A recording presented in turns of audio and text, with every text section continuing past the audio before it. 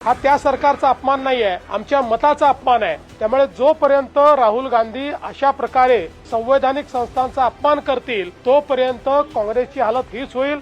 आज आपण बघा, एकीकडे आरजेडीची तर हालत खराब झालीच आहे, पण काँग्रेसची हालत त्याहीपेक्षा खराब आहे।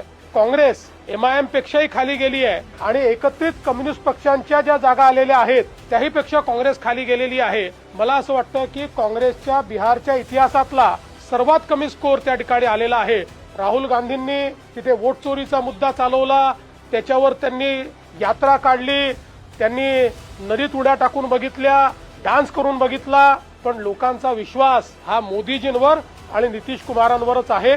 आणि म्हणून मला असं वाटतं की या ठिकाणी जोपर्यंत काँग्रेस पार्टी आणि त्यांच्या सोबतचे पक्ष हे त्या ठिकाणी आत्मपरीक्षण करणार नाहीत तोपर्यंत ते निवडून येऊ शकत नाहीत। जोपर्यंत सत्य स्वीकारणार नाहीत तोपर्यंत यांचं पतनच होत राहील।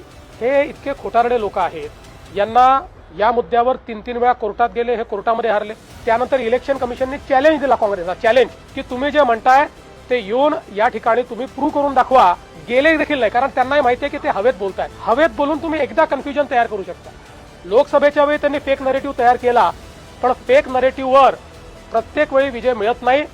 फेक नरेटिव्ह जसा संपतो तसं लोकांना सत्य समजतं। काँग्रेसचा फेक नरेटिव्ह संपलाय हे जर त्यांना समजलं नाही तर बिहारपेक्षा वाईट स्थिती ही त्यांची भविष्यात होत राहील।